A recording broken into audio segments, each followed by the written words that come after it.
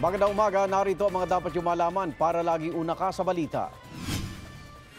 Timbog ang isang college student na umano'y nangikil at nagbanta sa babaeng nakilala niya sa social media. May unang balita si John Consulta.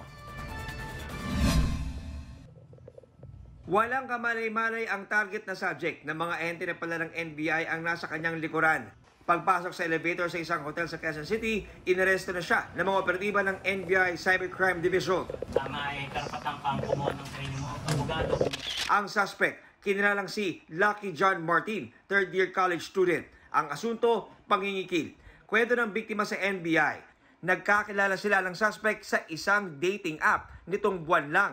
Kasunod nito, nagsimula na raw siyang suyuin ni Martin. Pero ang kanilang mga pribadong video call, patago na palang nire-record ng suspect na ginamit ito para ibang blackmail sa biktima. Pinagkatiwalaan mo yung tao, tapos gaganunin ka niya, yung sinira yung tiwala mo, tapos pinagbabantaan ka pa ng masama. Nung una, hinihingian ng subject ng halagang 5,000 para i-delete niya or hindi na i-circulate ang mga nasabing mga video. Pero dahil wala namang maibigay na pera ang ating victim, sinabi na lang na makipagkita at mag-check-in sila sa hotel. Dito na ginasang operasyon sa suspect na hindi na itinanggi ang palatang sa kanya. Wala naman po akong binanggit na magkano. Kung magkano lang po yung iabot niya. Gusto ko po humingi ng tawad para maayos po sana. Inaalam na ng NBI kung may iba pa mabiktima ang suspect. Kakasuhan natin ang suspect dito ng kasong paglabag sa Anti-Photo and Video Voyeurism Act, at saka kakasuhan rin natin siya ng grave threats. Yan ang unang balita. John Consulta, buong puso para sa Pilipino. May dalawang samahan ng panahon ang binabantayan ngayon sa loob at labas ng Philippine Area of Responsibility. Kumustahin natin ang magiging lagay ng panahon mula kay Benison Estareja, weather specialist mula sa Pag-asa. Benison, good morning. Good morning po, Ma'am Susan. Nasaan na yung binabantayan low pressure area at papalapit ba yan sa ating bansa? Yes, ngayon po nasa loob ng Philippine Area of Responsibility itong low pressure area na nasa may Philippine Sea, around 1,265 kilometers po sa silangan ng Central Luzon. And in the last 12 hours po, unti-unting lumalayo ito sa ating kalupaan. Benison, posible kaya ito maging bagyo, yung nasabing LPA? For today po, mababa naman yung chance na ito ay maging isang bagyo. Subalit, babantayan po natin ito. Dahil simula po bukas hanggang sa weekend ay tumataas yung chance na ito ay maging isang bagyo habang nasa may karagatan. Yun naman yung binabantayang LPA, ano yung nakikitang senaryo dito ng Pag-asa? So tulad na nasabi po natin kanina, unti-unting lumalayo ito at nakikita natin in the next 12 hours ay unti-unti pa rin itong lalayo. Then starting po tomorrow hanggang sa weekend ay unti-unting lalapit ito or babalik muli ito palapit dito sa bahagi po ng Luzon, and as early as Saturday ay posibleng magpaulan na yung trough o yung extension nitong weather disturbance in the eastern sections of Central and Southern Luzon and even Visayas po. Yung bagyo sa labas ng PAR, Benison, malakas na ba ito? At ano magiging epekto nito kung meron man dito sa loob ng ating bansa? Yun naman pong bagyo na nasa labas ng ating PAR, nasa may North Pacific Ocean po ito at malayo sa ating kalupaan, nasa 1,700 kilometers away from Batanes. Relatively mahina po ito, no? Tropical depression, nasa 45 kph lamang yung lakas ng hangin malapit dun sa sentro. At nakikita natin in the next 3 days ay patungo po ito ng mainland Japan. Yung forecast model, may nagsasabi ba na posibleng pumasok ng PAR yung nasabing bagyo na yan, Benison? Mataas na po ito, so hindi na ito inaasahang papasok po ng PAR. Yung ating habagat, ano mga lugar ang apektado nito ngayon?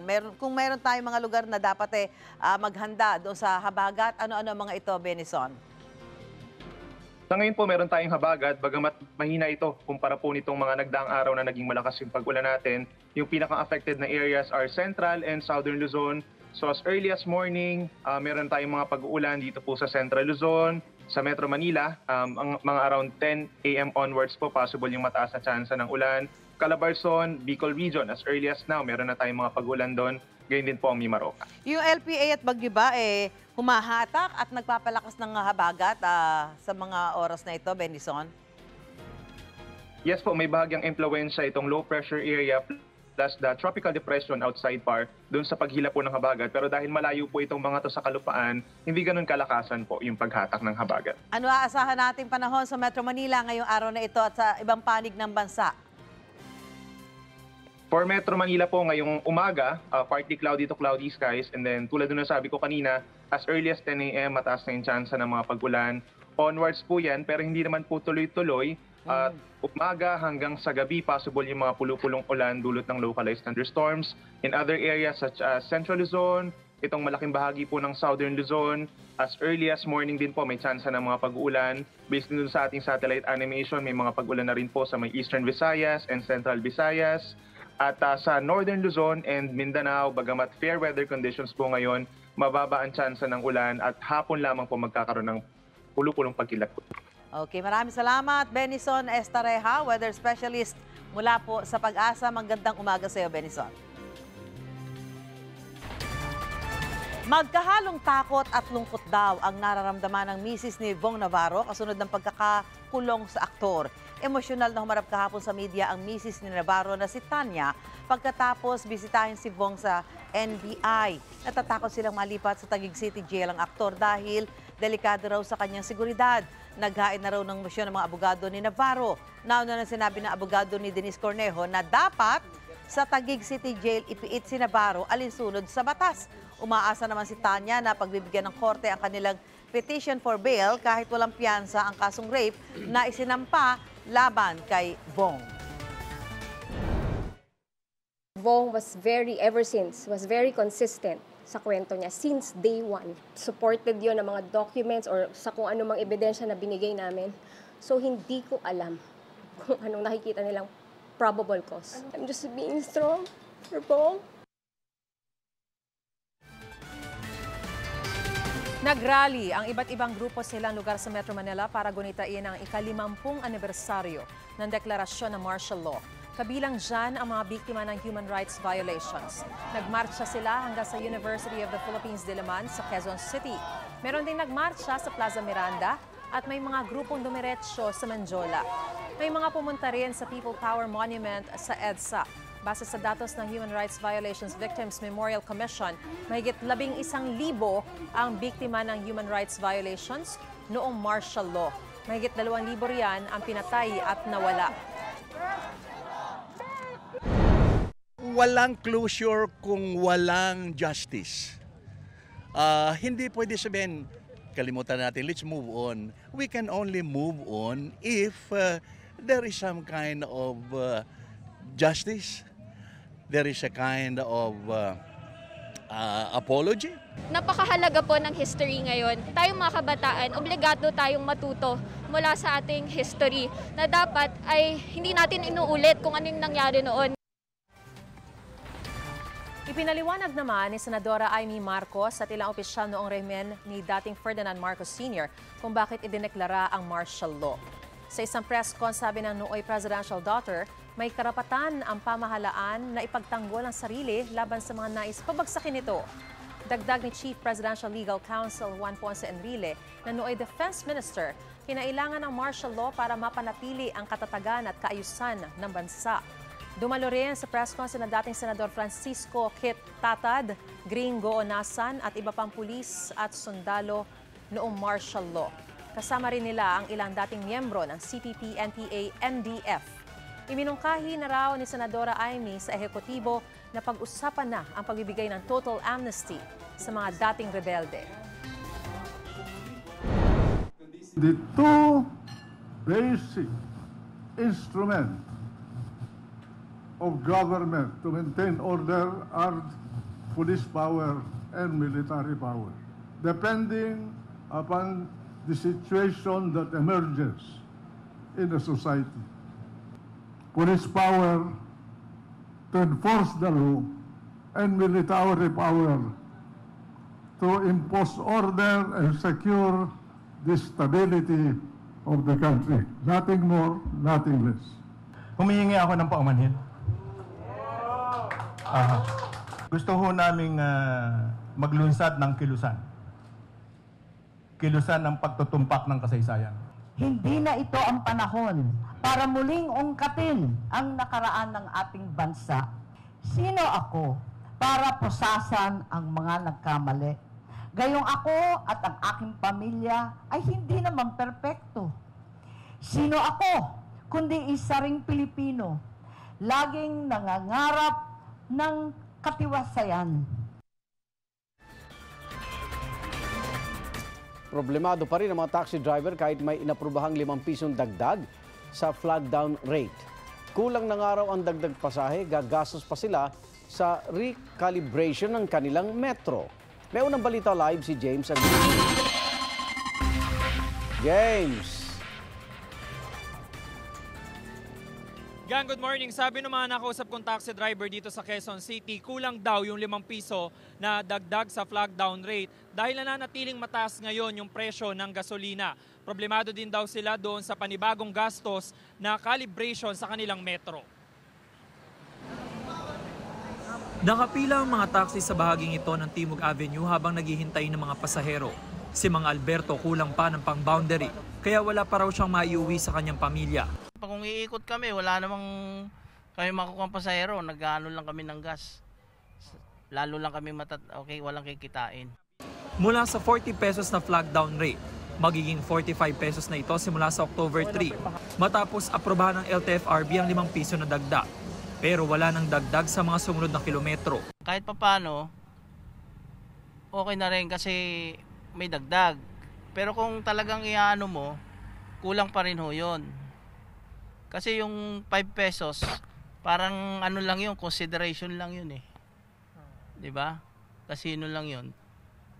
Eh sana anuhan din nila ng per meter. Kahit 50 centavos.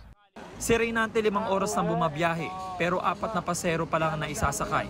Nakukulangan siya sa 5 pisong taas pasahe sa taxi. Napakaliit sir, kulang na kulang. Kung tutuusin, kulang talaga eh. Kasi magkano ang gasolina? Sobrang mahal pa rin. Magkano lang binaba? Sana dagdagan kahit kaunti. Kasi wala rin mangyayari sa 5 piso na yun. Ilang years yung 40 pesos na plug down, dinagdag 5 pesos. Problemado rin daw sila dahil kinakailangan na namang i-calibrate ang kanilang metro. Kaya suhestyon niya, naman libo ang gagastusin sa calibration. Tapos ang iladagdag 5 piso. Maganda nga yan, i-plus na lang kung magkano yung total nung pamasahe, plus 5 na lang para wala nang calibration. Samantala, naghihintay pa raw ng abiso yung mga taxi driver mula sa kanilang mga operators kung paano ba yung magiging sistema dahil mahigit 1 linggo na lamang ay epektibo na itong taas pasahe na ito at wala pang nangyayari ngayon ng calibration sa mga metro ng taxi. Yung muna ng balita mula rito sa Quezon City, ako po si James Agustin, buong puso para sa Pilipino.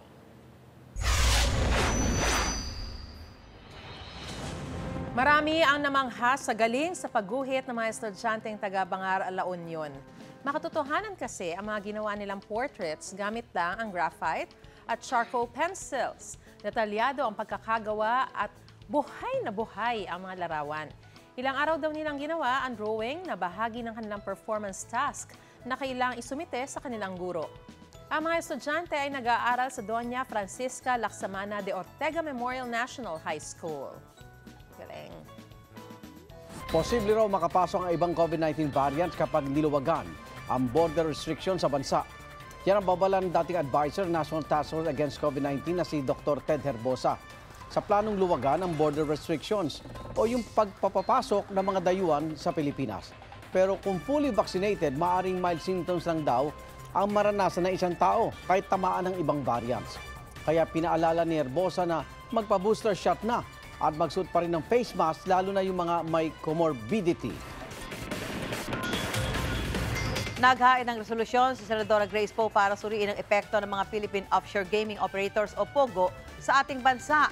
Nakasaad sa resolusyon na bagamat nakakatulong ang mga POGO sa kita ng bansa, nasasangkot umano ito sa mga illegal na aktibidad tulad ng money laundering, illegal immigration at employment at kidnapping. Ayon kay Poe, base sa mga datos, tila naging mapanganib ang pagkakaroon ng mga POGO sa bansa.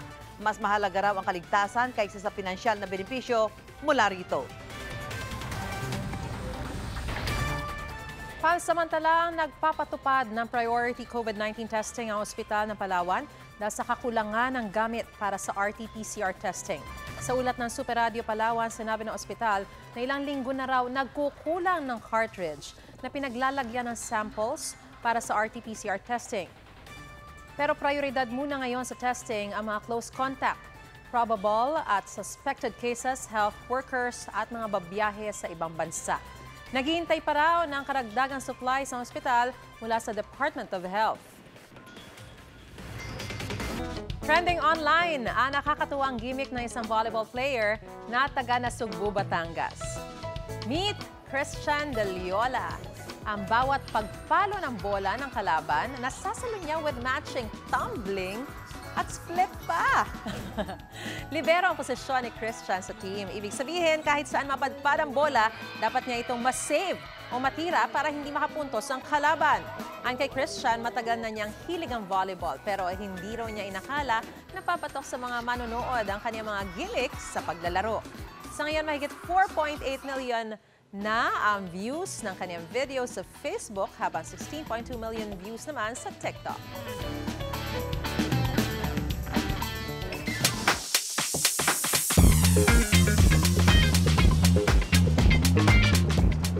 Muling magbabalik si Primetime sa Primetime, si Barbie Fortesa para sa upcoming Kapuso Historical Portal Fantasy Series na Maria Clara at Ibarra. Excited si Barbie dahil makakatrabaho niya ang kanyang crush na si Dennis Trillo for the first time. Gaganap si Barbie bilang Maria Clara na Gen Z.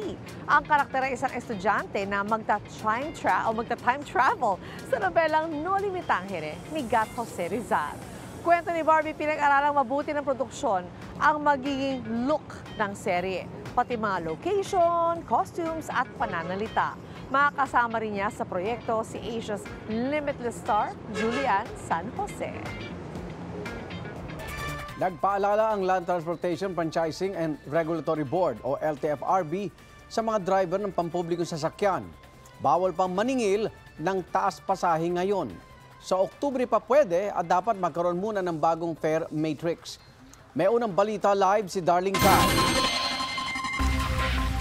Darlene. Igan, kung paghihigpit lang daw ng sinturon yung pag-uusapan, hindi na makahinga yung mga kapuso natin sa lalo pang tumataas na presyo ng mga bilihin. Tapos ngayon, meron pang nakaambang dagdag singil sa pamasahe. Pero kung yung mga tsuper naman yung tatanungin, makakahinga naman daw sila ng maluwag-luwag dahil maiibsa na yung ilang buwan nilang paghihirap at kahit papano, madadagdagan yung kita. Pwede nang mag-apply ang mga tsuper at operator para sa bagong fare matrix simula kahapon ayon sa Land Transportation Franchising and Regulatory Board o LTFRB. Para yan pwede na silang maningil ng dagdag pamasahe sa jeep. Simula October 3, padadagdagan ng piso ang minimum fare sa jeep para sa unang 4 na kilometro at karagdagang 30 sentimo naman sa kada kilometro. Habang wala pang fare matrix sa mga jeep, 11 pesos pa rin ang minimum fare. Pero ngayon pa lang, tumadaing na ang ilang pasahero. Hindi masakit din sa amin kasi kabawasan din sa amin yan. Kasi may hirap pang bilihin. Ang estudyanteng si Yuan, 4 na sakay ng jeep araw-araw. Hindi naman daw madadagdagan ng baon niya kaya mahihirapan siyang mag-budget. Mahihirapan rin po magdadagdag rin po ng mga, lumalaki na rin po kasi mga bilihin kaya masanay rin naman po tayo. Sabi ni Lisa, kailangan daw nilang lalo pang magtipid para magkasya pa ang budget sa pamilya. Kawawa rin yung ibang walang yung kulang sa budget, imbis na yung konting idadagdag sa pamasahe, idadagdag na lang sa budget nila. Napupunta pa sa sa pamasahe. Bawas-bawas ng gastos. Si Marilyn, baka hindi na raw kakayanin ng mas mataas na pamasahe. Kaya iniisip niyang mag-bike na lang papasok sa trabaho. Kasi 2 sakay po ako eh. Ngayon pag wala akong pamasahe, mag-bike na lang. Dahil mahirapan kasi pag walang budget, nangungutang lang eh. Sabi naman ng mga jeepney driver, malaki na ang maitutulong nitong taas pasahe sa araw-araw nilang kita. Nasa 300 piso rin daw ang posibleng madagdag sa iuuwi ni Percival. Kaya paano, dagdag kita. Medyo malaki na rin kasi pandagdag pambiling bigas din yun. Mga 3 kilo, 1 kilo. Pero para kay Oliver, bagamat dagdag kita para sa kanya ang taas pasahe, hindi niya raw ito nakikitang solusyon. Kung ako po ang tatanungin sa isang damdamin ng isang jeeper, di naman yung kasagutan na pagdagdag ng pamasahe. Ang unang-unang pinoproblema ko talaga namin ito, yung pagtaas ng diesel at crudo. Tataas man ng pamasahe, Pati ang mga boundary, tataas din. Don't tell me na kumita pa rin ng mga driver. Talagang hirap. Ayon kay Attorney Mercy Jane Paraslines, LTFRB board member, napakahirap daw para sa kanila na balansehin ang interes ng mga tsuper at commuters. Pero ginawa pa rin daw nila ang makakaya para maaprubahan ang dagdag singil na patas para sa lahat.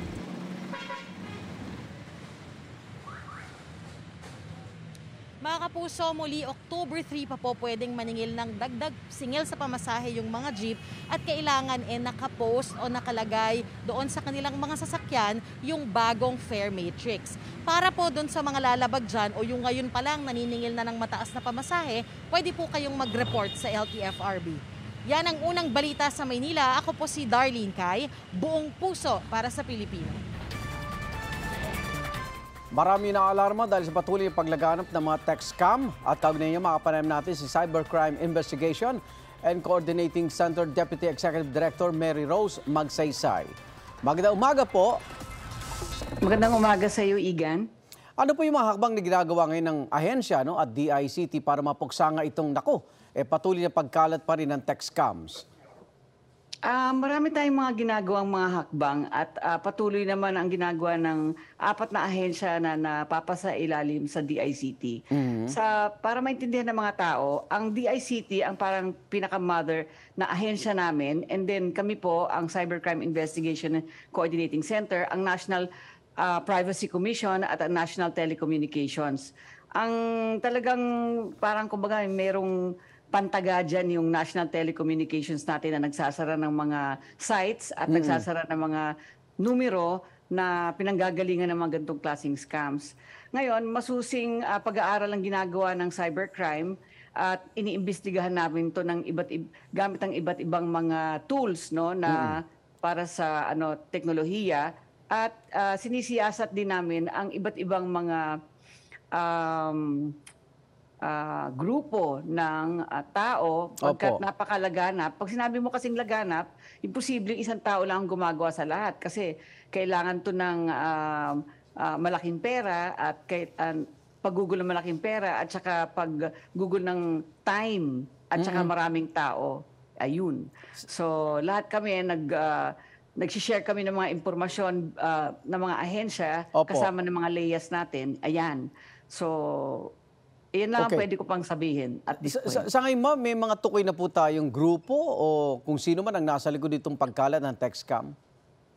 Sa gitna ng isang investigasyon, syempre hindi natin gustong isiwalat lahat pagkat syempre sinisecond guess tayo ng mga gumagawa nito. Pero oo naman, meron tayong mga natutukoy na ng mga grupo-grupong mga katauhan at organisasyon na maaring behind it.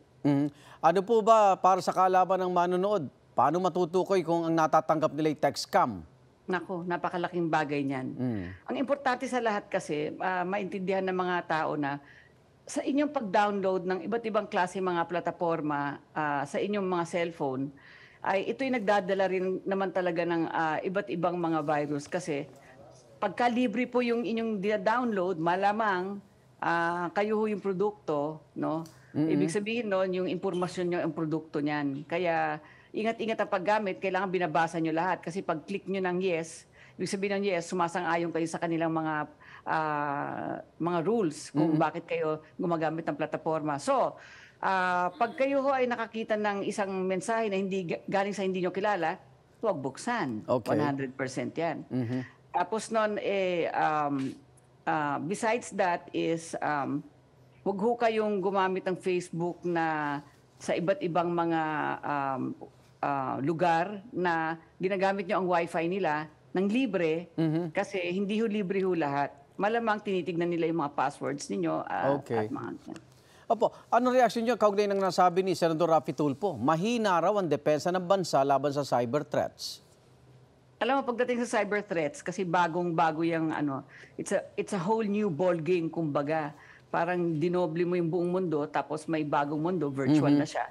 So talagang lahat naman ng bansa sa buong mundo, at this point, mahina. Kaya nga gumagawa tayo ngayon ng mga bagong patakaran sa United Nations na nagli-lead para magkaroon tayo ng, kumbaga, universal pagkakaintindi kung paano natin tutupukin ang ganitong klaseng sitwasyon. Yung pagkasabi ni Tulfo, ay ikinatutuwa talaga namin yon pagkat meron talagang isang mambabatas na talagang nagpilit maintindihan ang napaka-komplikadong mundo ng virtual at talagang binibigyan niya ng pagkakataon na tanungin ang mga ahensya kung ano na ba talaga ang nagagawa. Yes, we're very interested in his ideas. And we understand that he's trying to understand it. Pero medyo may mahirap talagang intindihin kung paano talaga natin pagbabantayan pagkat may 30 layers ang cyber.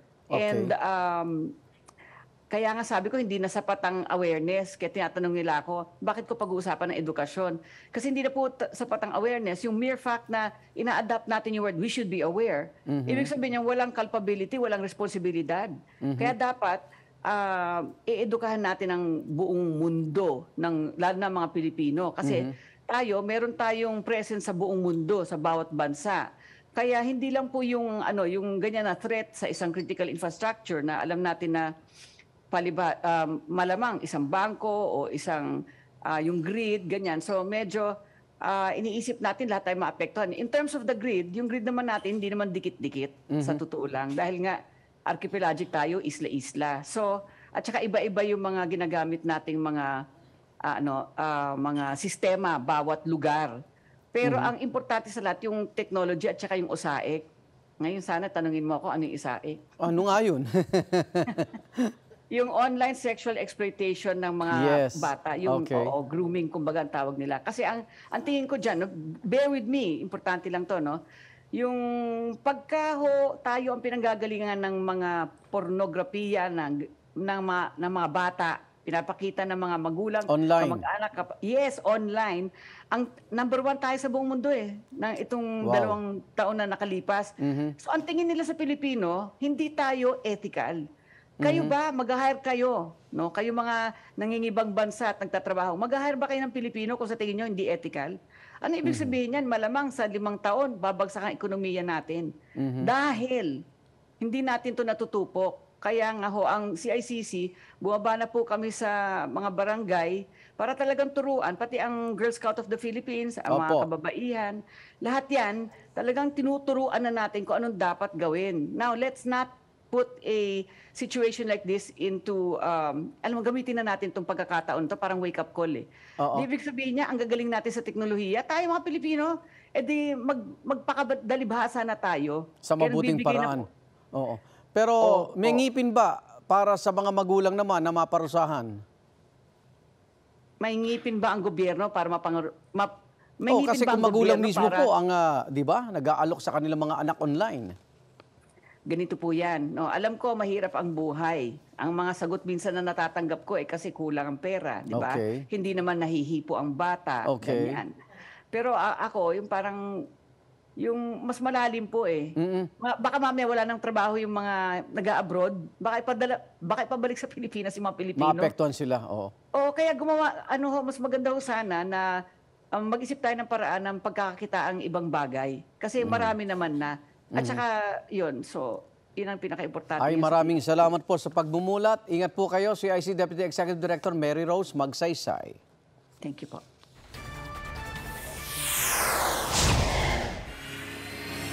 Hulikam ang pang-hold up sa isang delivery rider sa Las Piñas City. Bukod sa cellphone at tangay ng mga di pa nakikilalang salarin, ang halos 10,000 pisong bayad sa mga parcel. Laging una ka sa balita ni Nico Wahe, exclusive. Tanghali noong Martes, makikita ang magkaangkas sa motorsiklong ito na pumasok sa isang kalye sa Barangay Pulang Lupa 1 sa Las Piñas City. Ilang saglit pa kasunod nilang isang delivery rider na magde-deliver noon ng mga parcel. Makikitang huminto sa dulo ng kalsada ang magkaangkas, saka umalis, saka naman pagpasok sa isang eskinita ng delivery rider. Maya-maya pa, bumalik ang magkaangkas saka pumasok sa eskinitang pinasukan ng rider. 1 minuto lang ang lumipas, nagmamadali silang lumabas. Kasunod nito ay ang paghabol sa kanila ng rider. Hinold up na pala nila ang delivery rider. Maririnig din sa CCTV ang rider. Hinold up ako? Kinilala ang biktimang si Darwin Paras. Nag-deliver po ako sa customer. Pag-deliver ko po doon sa customer po, bigla-bigla na lang po may umano sa likod ko na huwag daw po ako ikilos ng mataba. Tinutukan daw ng baril sa ulo si Darwin. Natangay ng mga hold-upper ang kanyang cellphone at halos 10,000 piso na bayad daw sa mga parcel. Kinuha rin daw ang susi ng kanyang motor para hindi siya makahabol. Ayon kay Darwin, 3 taon na siyang nagde-deliver sa lugar pero ngayon lang ito nangyari sa kanya. Inaalam na ng Las Piñas Police ang pagkakakilanlan ng mga hold-upper. Makonsensya sila sa ginawa nila sa amin. Umano sila ng patas. Kasi pinaghihirapan po yung trabaho namin, hindi naman po kami basta-basta lang. Yan ang unang balita sa Las Piñas City. Nico Wahe, buong puso para sa Pilipino. Arestado ang aktor na si Dindo Arroyo dahil sa paglabag umano sa cybercrime law. Sa bisa ng isang arrest warrant, dinakip si Arroyo o Conrado Manuel Ambrosio II sa Binyan City, Laguna. Ayon sa pulisya, ang kapatid ni Arroyo ang nagsampa ng 2 counts ng paglabag ng RA 10175 o Cybercrime Prevention Act of 2012. 10,000 piso ang piyansa sa bawat kaso. Hindi pa malinaw kung ano ang pinag-ugatan ng kaso. Wala pang pahayag ang aktor. 4 na miyembro umano ng isang drug group ang arestado sa buy-bus operation sa Cardona, Rizal. Kinilala ang mga suspect na sina John Carlos Santos, Janice Cesbreño Mark Belleza at Efraim Hernandez na mga miyembro umano ng John Carlos Santos Drug Group. Nasamsam mula sa kanila ang 340,000 pesos na halaga na hinihinalang shabu. Ayon sa pulisya, talamak ang pagtutulak ng grupo sa sitio Tadlak sa barangay Look. Hindi nagbigay ng pahayag ang mga suspect. Nakaramdam ng pag-asa ang ilang persons deprived of liberty matapos mabalitaan ang tungkol sa executive clemency na ipagkakaloob ni Pangulong Bongbong Marcos. Ang mga dokumento ng ilan sa kanila isinumite na sa Board of Pardons and Parole. Yan ang unang balita ni Ian Cruz. 23 taon nang nakapiit ang 73 anyos si Jose Villano, tubong Dingalan, Aurora. 20 taon yan sa Nubilibid Prison niya raw binuno. Sa panahong nasa kulungan, hindi na nasaksihan ni Jose ang paglaki ng kanyang mga anak. Wala rin daw siya nang mamatay ang misis bago ang pandemya. Mahina na rin ang kanyang pandinig, katawan at nanlalabo na rin daw ang kanyang paningin. Kaya hiling niya, sana sir, kung may magagawa po para kaya ko pa naman magtanim.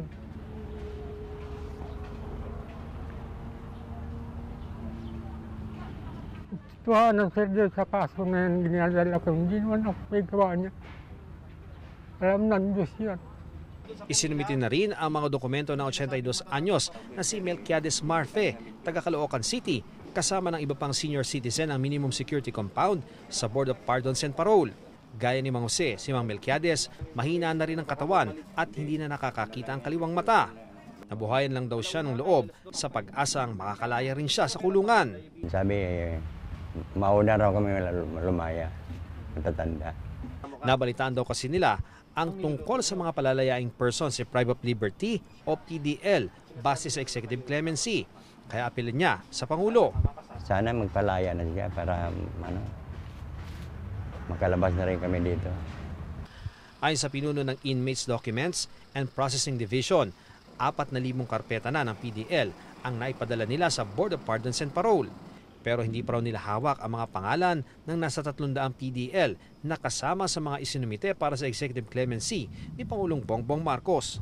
Sa kasalukuyan, wala pa kaming impormasyon kung sino-sino sa mga napadala naming records ng PDL doon sa Board of Pardons and Parole ang mapapabilang sa nasabing bilang po na ito. May mga pamantayan din daw na sinusunod para mairekomenda sa parole at pardon ang mga PDL. Either na-meet nila yung minimum requirements ng kanila, minimum imposable penalty ng na-commit nilang krimen, or sa kadahilanan or maaaring sa kadahilanan ng kanilang edad, kasi meron tayong ibang rules with regard sa pagpapadala ng karpeta. Base sa pinakahuling resolusyon ng Board of Pardons and Parole, kabilang sa mga pwedeng bigyan ng parole o executive clemency ang mga PDL na 65 taong gulang pataas na kapag bununan ng hindi bababa sa 5 taon ng kanilang sentensya, o yung mga PDL na hindi na makakabuti sa kanilang kalusugan ang pagkakakulong. Hindi naman sakop niyan yung mga nakulong dahil sa karumal-dumal na krimen o may kinalaman sa illegal na droga at mga itinuturing na high risk ng Bucor. Yan ang unang balita. Ian Cruz, Buong Puso para sa Pilipino. Nagkagulo sa Purok Consuelo sa Barangay Labangal, General Santos City dahil umano sa iligal na demolisyon. Nagtakbuhan ng mga residente matapos umalingaw ang putok ng baril. Ayon sa mga residente, di bababa sa 200 lalaki na nagsimulang gumiba sa mga bahay. Ang isa raw sa mga lalaki ay armado ng shotgun. Agad namang rumesponde ang mga pulis kaya nahinto ang demolisyon. Ayon sa Purok Chairman, wala silang alam na may mangyayaring demolisyon. Sabi rin ng LGU, walang koordinasyon sa kanila ang naturang paggiba. Ang lupang kinatitirikan ng mga bahay ay pinag-aagawan daw ng 2 partido. Hinihintay pang resulta ng investigasyon para malaman kung sino ang may pakana ng demolisyon. Wala namang sugatan sa insidente. Halos araw-araw daw tumataas ang presyo ng manok at baboy sa ilang palengke. At pinangangambahang lalo pang magmamahal habang papalapit ang Pasko. May unang balita live sa Marikina, si Bam Alegre. Bam! Susan, magandang umaga. Yung presyo ng manok at baboy, hindi raw pwedeng sabihan ng anong inihintay mo, Pasko. Paano? Wala pang Desyembre, patuloy sa pagtaas ang presyo ng dalawa. Palima-limang piso pero halos araw-araw naman. Ganito raw ang lagay ngayon ng presyo ng baboy dito sa Marikina Market. Chain reaction daw dahil nananatiling mataas ang presyo ng gasolina kahit nagkaroon ng paunti-unting rollback. Kaya ang tinderang si Jennifer Domingo, no choice kundi mag-adjust ng paninda. Ang pork chop at kasim na dati kaya ibigay mula 290 hanggang 300 pesos, nasa 320 pesos na. Ang pata, 240 pesos lang dati kada kilo, ngayon 260 hanggang 270 pesos na. At ang liempo, 330 pesos dati, ngayon 350 hanggang 360 pesos na. Di pa man naluluto at kinakain, tila nakaka-high blood na raw ang presyo ng baboy. Medyo nagtataas na po ng dahil din sa gasolina, tapos mag-holiday na po. Kaya nagpa-plus 5 na po uli. Halos medyo halos araw-araw na po. Hindi nagpapatalo ang presyo ng manok dahil dama sa Marikina Market ng pagka-short ng supply. Ang 1 kilong manok, 180 pesos. Pero naglalaro raw sa 5 hanggang 10 pesos ang idinadagdag sa presyo halos kada araw. Kaya ang tindera ng manok na si Arlene Aquino, ipinapaliwanag na lang sa mga suki bakit tumataas ang presyo. At ang mabigat, posibleng mas tataas pa raw ang presyo ng manok at baboy habang papalapit ang Pasko. Sa ngayon po, medyo mataas po. Gawa ng araw-araw nga po, laging nagpa-plus. Kumpara mo sa dati na mura, ngayon mataas po talaga. Ang tataas pa po yan siguro kasi sa ngayon wala pa namang Pasko, mataas na po di lalo na siguro sa mga darating na mga occasion po yan.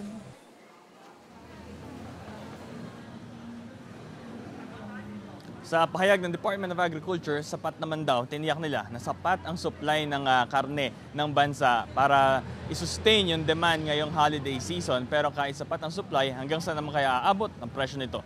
Live mula rito sa Marikina Market, Bam Alegre, Buong Puso para sa Pilipino. Nilinaw ng Land Transportation Franchising and Regulatory Board o LTFRB na matagal na ipinatutupad ang fare box system sa EDSA Carousel. Paliwanag na LTFRB, libre ang pagsakay sa EDSA Bus Carousel mula pasado alas 3 na madaling araw hanggang bago mag alas 11 ng gabi. Pero pagsapit ng alas 11 ng gabi hanggang alas 3 na madaling araw, naniningil na muli ng pamasahe. Hindi raw kayang ilibre ng 24 oras ang EDSA Carousel. Kaugnay naman sa kakulangan ng bus, maglalabas daw sila ng panuntunan para hindi maghintay na matagal ang mga commuter.